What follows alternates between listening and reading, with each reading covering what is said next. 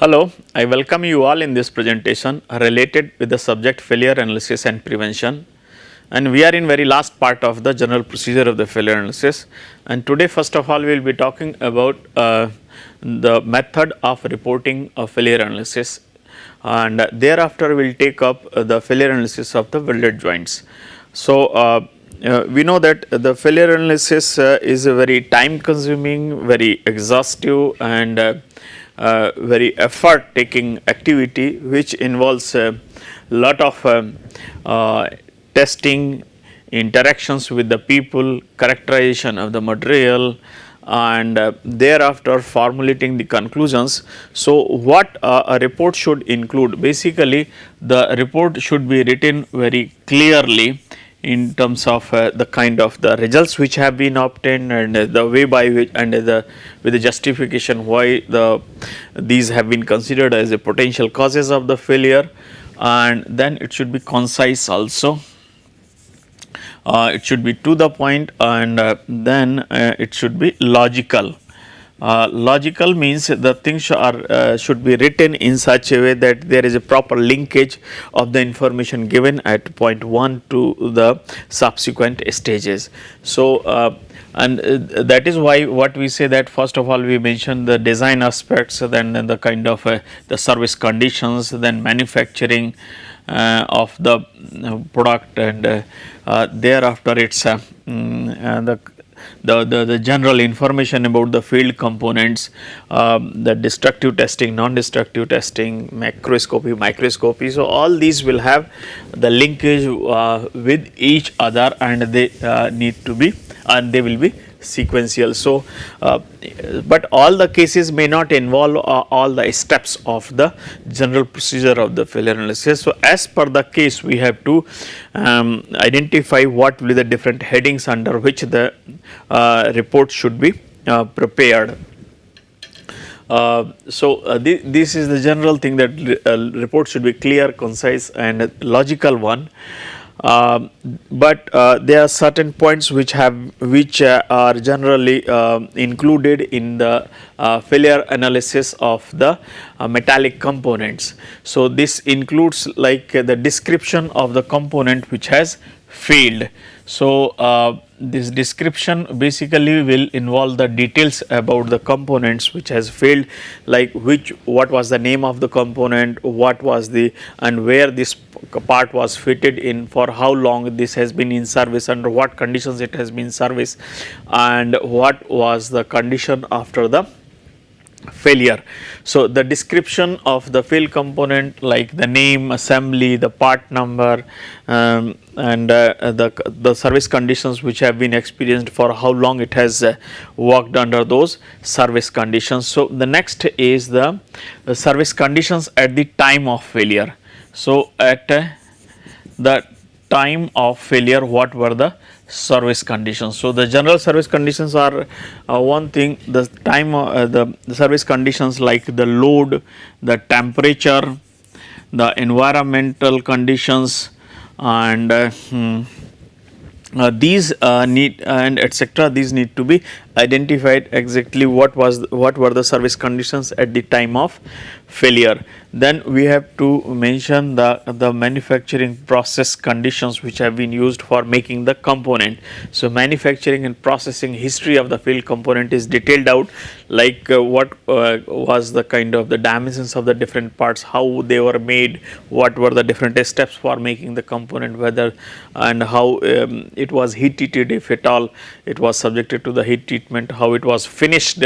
So, all those details are mentioned. So, description on the then the service, after the description we need to mention the service conditions at the time of failure, then the manufacturing and the processing methodology used for making the component, and then we have the data which has been collected about the mechanical properties of the material.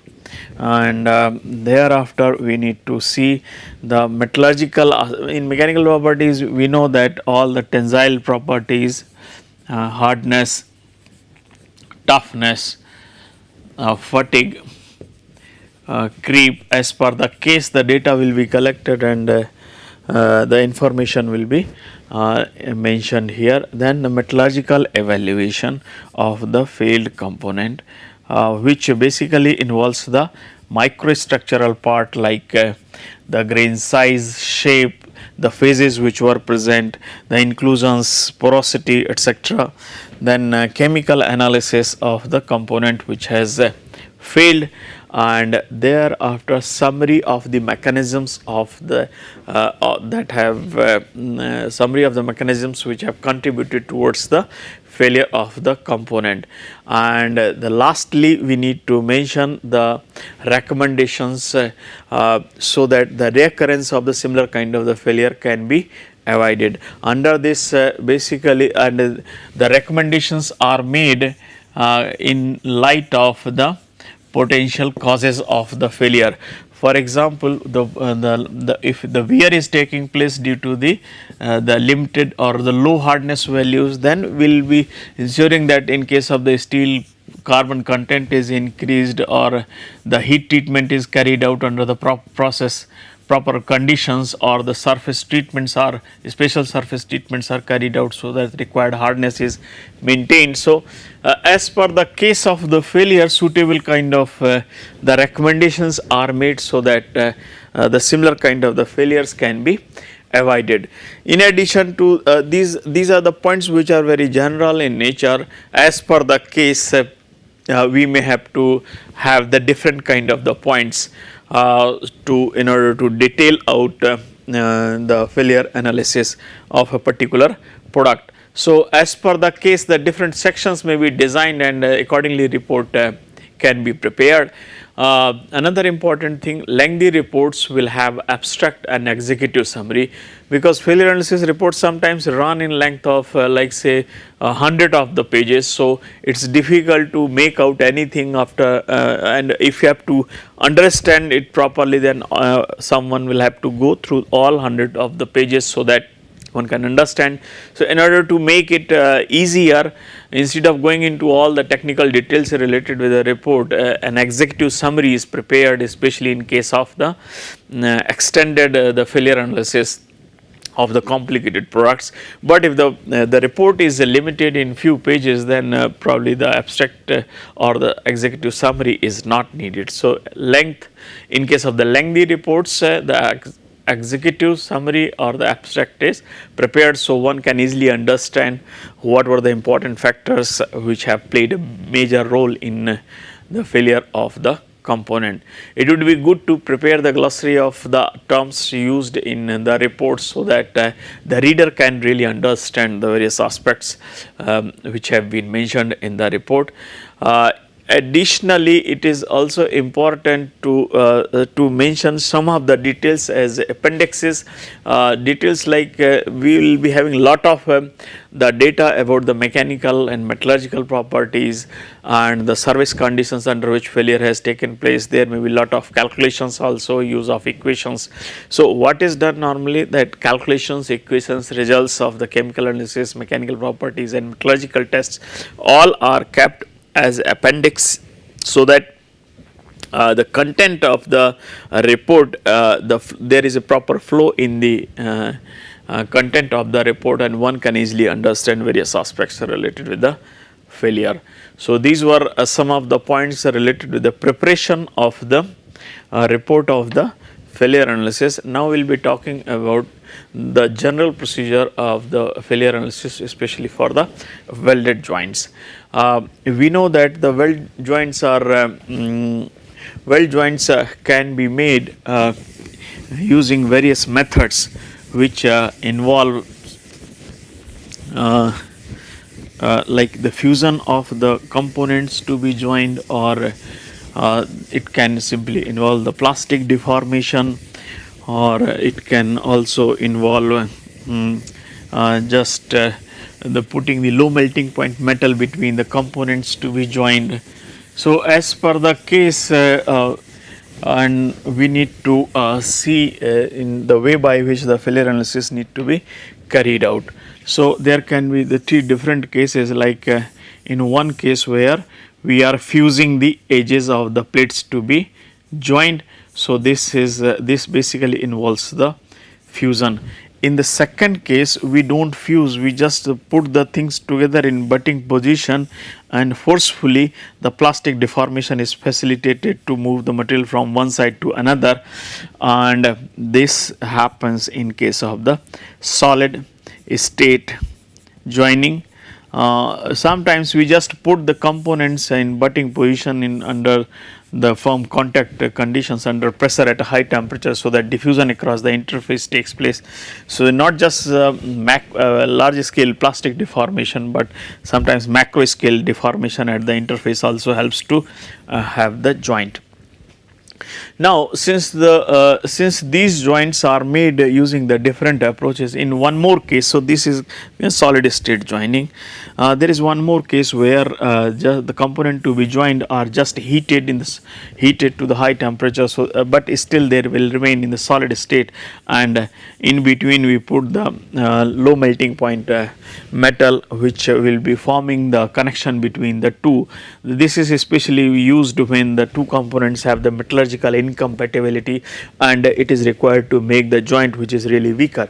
So, normally for this purpose the lap joint is used. However, the butt joints are also used by making some modification to increase the surface area of the joint like this, so that the butt joints can also be made. The point is, like, since the different approaches are involved, so the causes will also vary significantly, and we will be taking up the case. One of the most commonly used category of the joining process is the fusion one, wherein when we apply the heat for melting the thin surfaces of the components to be joined, it develops a pool of the molten metal, which after the solidification results in the metallurgical continuity. But apart from that, there is a formation of the zone which is affected by the heat. This is called heat affected zone.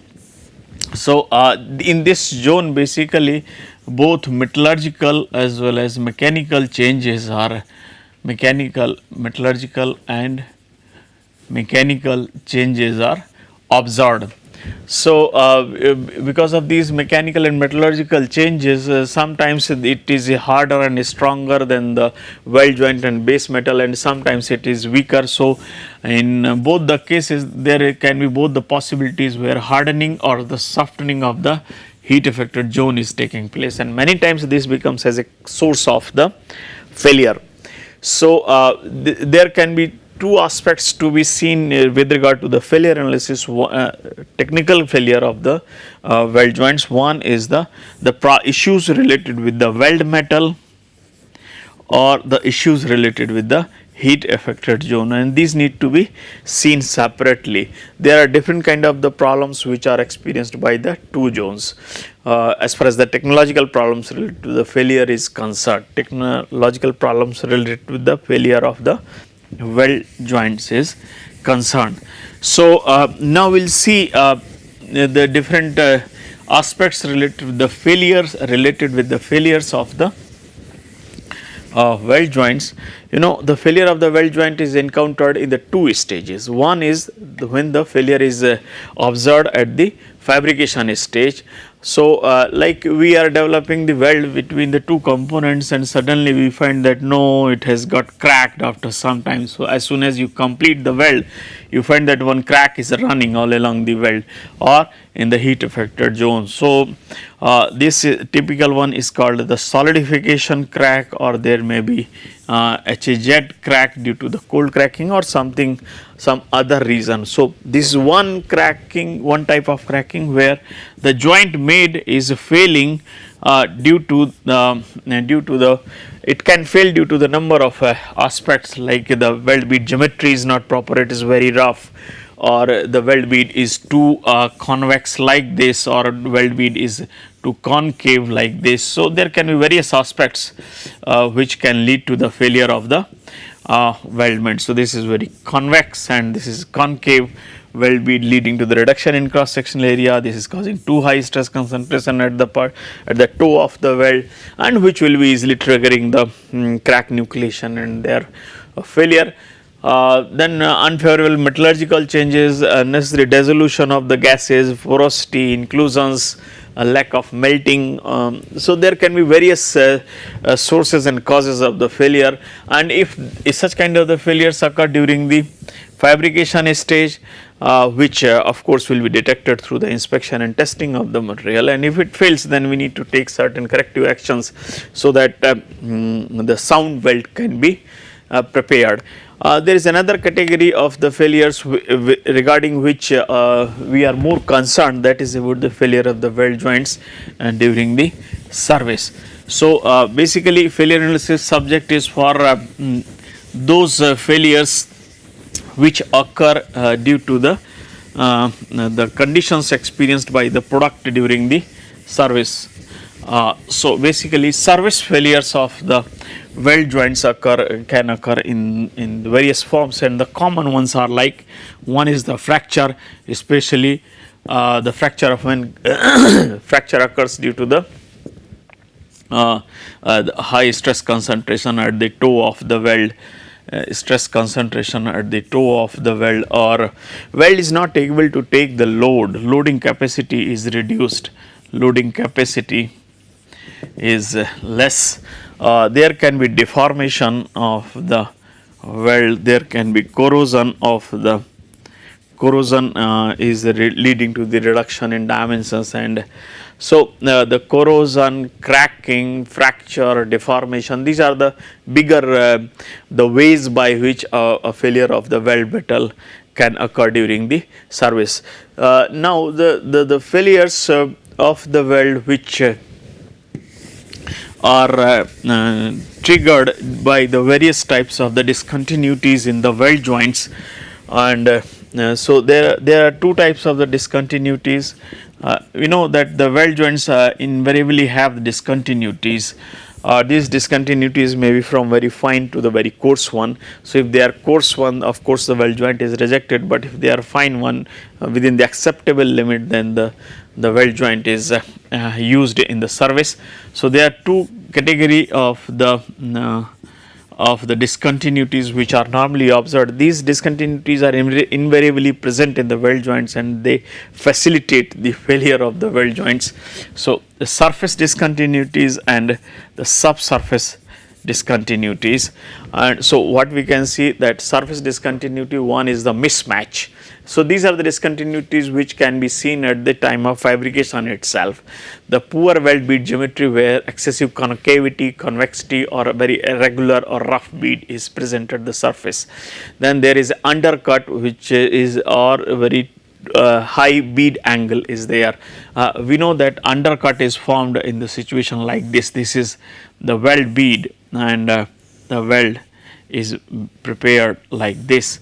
So this one where either excessive heat input means excessive welding current or excessive high speed of the welding arc is used, then it leads to the undercut. This itself acts as a stress concentration or a stress razor, easily facilitates the crack nucleation and its growth, especially when the material yield strength is high and the percentage elongation in terms of the ductility in terms of the percentage elongation is very limited. For high hardness, high yield strength and low ductility metals, they easily facilitate the nucleation and growth of crack. Then there can be various types of the cracks, like hot crack which occurs in form of solidification cracking, cold crack like delayed cracking or hydrogen induced cracking. Then the crater cracks are occurred at the location where the weld ends. Because of the high concentration of the alloying elements, the cracking occurs near the crater, in the crater of the weld. Then the cracking occurs at the toe of the weld due to the high stress concentration. Then as per the orientation of the cracks, there can be transverse cracks or longitudinal cracks. The transverse cracks will be running perpendicular to the direction of the welding, while the longitudinal cracks, like if this is the welding direction, so the transverse cracks will be like this, and longitudinal cracks will be running all along the weld. Then there will be open pores when the too high means under the turbulent conditions of the molten metal, some of the open pores can be formed at the surface of the weld. Then there can be lack of penetration, which we can easily see from the by looking the weld from the bottom side. what we can see here, the weld at the top is seems to be perfect, but in the lower side there is no melting. So, this indicates the lack of penetration, where the through thickness penetration is missing. Then spattering, lot of the molten metal will be falling here and there, which will be promoting the because whenever a spattering happens, it will be leading to the increased roughness at the surface, and sometimes hard spot formation, especially in the hardenable steels, leads to the easy nucleation and growth of crack to facilitate the failure of the components. Then there are a few subsurface features which also promote the failures, like the underweed cracks, porosity in form of like the shrinkage porosity or the gaseous porosity.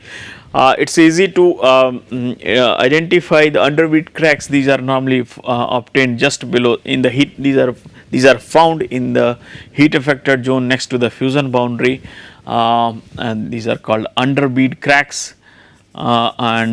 Then there is shrinkage porosity and the gaseous porosity.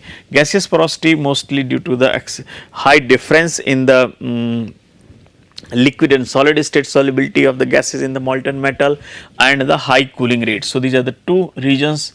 One is the solubility and another is the high cooling rate.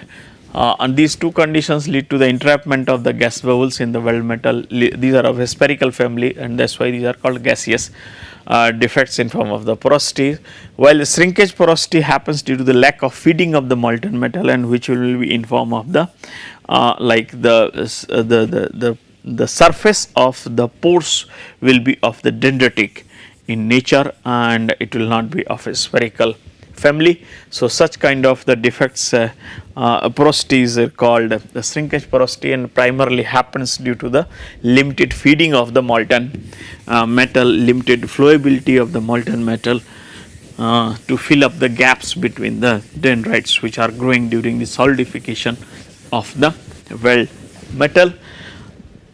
Then the oxide inclusions, slag inclusions and tungsten inclusions. Tungsten inclusions typically is found in case of the TIG or the tungsten inert gas welding, also termed as GTAW, and copper inclusions are found in case of the GMAW, where or the MIG process, where the copper nozzles are used. Sometimes copper particles get detached and they get transferred into the weld pool, and oxide inclusions are common in the various processes, especially where the inert gas is not used for protecting the weld metal, or where vacuum is not used, like in electron beam. So, the reaction of the molten metal with the atmospheric gases forms the oxide layer, and if the oxide layer is having the similar density as that of the metal, then it starts to set to get uniformly distributed in the weld metal, and that will be present in form of the inclusions. These inclusions act as a discontinuities in the weld metal, and then the lack of fusion, where during the this is the prepared surface of the these are the prepared surfaces of the plates to be welded, and due to the limited heat input, if the welding current is very less, then heat generation will be limited, and that may not be able to melt the base metal. In that case, just molten metal will be placed over the surface of the base metal. So, lack of the melting of the base metal and fusion with the weld metal will be reducing the strength, and these zones will be there as a lack of fusion, and which will be providing the easy source of the fracture. Now, there are some general factors which general causes which lead to the various types of the defects. These are very generic in nature. These problems may be caused. So, the different problems have been grouped as a general causes of the failure, wherein what we can see: improper filler choice, poor workmanship, and poor weld joint design, unfavorable heat input, and so the unfavorable cooling rate, improper preheating, like too low or too high preheat is used. Similarly, the post weld heat treatment if not proper, alloy segregation, high residual stresses, and unfavorable environmental conditions. So, if any of these causes were there, then these need to be identified, and for this purpose we need to we need to do the macroscopy of the weld joints, we need to do the design analysis of the weld joints which have failed, we need to also go through the details which have been used for details of the welding procedures which have been used for developing the weld joints, like the kind of the process parameters, filler, the post weld heat treatment and the preheating, and also if there is a possibility of the residual stress development, that also needs to be established. Then we will be talking about the general steps first of all which are used in the failure analysis of the weld joints. So, these will be slightly different than what we have talked about the general procedure of the failure analysis of any component. Here we will be talking especially with reference to the weld joints. So, what we need to mention or determine first, we need to identify what has failed, where that failure of the weld joint has taken place, and how the failure has been caused and when that failure has occurred. And if the failure has occurred, then how the failed part has been handled or treated, was there any fire or was there any protection while handling the failed component. Thereafter, we have to talk about under what conditions weld joint has worked during the service in terms of the loading. For the loading, we need to see the type of the loading with regard to the static or the dynamic loading, impact loading or the cyclic loading, then the type of the load which was there, whether it was tensile load, shear load or the bending one, then the atmospheric conditions under which component has worked, whether it was the corrosive or the normal ambient condition, whether it was high temperature or low temperature or any specific environment like the liquid molten metal or any other like alkaline or the halide environment in which the joint has worked, then how long the weld joint has worked under those conditions, if there was any accident or any similar kind of the failure has been reported earlier for such kind of the weld joints.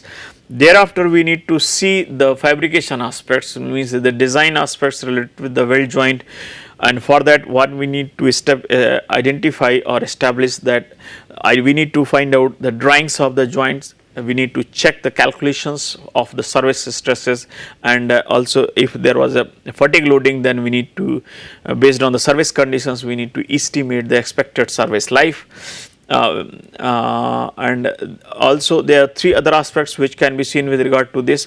What was the specified and actually used filler? So, for this can be simply specified through the drawings. We can identify what was the specified filler, and through the chemical analysis we will be able to identify what was actually used. Also this can be this information can be obtained through the questioning the welders which were there, or the kind of the actual welding procedures used for fabrication of the component. Similarly, what were the specified the base metal properties and what were the actual base metal properties, then what was the actual procedure of the welding and what was the specified one. So, information about these is collected. Then we need to we need to collect the information with specific to the welding, like what was the actually used cleaning procedure of the flaying surfaces, or what was the specified, whether was like there can be difference with regard to the, if just mechanical cleaning was recommended and instead of using mechanical cleaning, if some chemicals were used which charged the hydrogen in the base metal and induced the cracking by the hydrogen induced cracking. Similarly, what was the actual welding process and what was the specified one, and if was there any repair of the weld joints or was there any post weld heat treatment. So, this information is collected, and thereafter we need to also find out the information about the finishing and testing of the weld joints, means after the finishing of the weld joints, how long the weld joint was kept in storage, how long it was transported and under what conditions it was stored and transported. Thereafter when it was shipped for installation and how it was installed. So, these information will be collected just to familiarize with the conditions. Thereafter, we will be starting with the testing and analysis procedures for the weld joints, which will basically involve macroscopy, microscopy, chemical analysis, mechanical properties studies, metallurgical properties studies of the weld joint, and thereafter after the analysis after characterizing the failed weld joints, we will be integrating all that information to identify the few primary and potential causes of the failure. So, about the examination procedure of the weld joints we will be talking in the next presentation. Now, I will summarize this presentation. In this presentation, basically I have talked about the methodology for preparing the report of the failure analysis, and thereafter I have talked about what general things we need to collect and what information we need to collect for the failure analysis of the weld joint. Detailed procedure of the failure analysis of the weld joint we will be talking of in the next presentation. Thank you for your attention.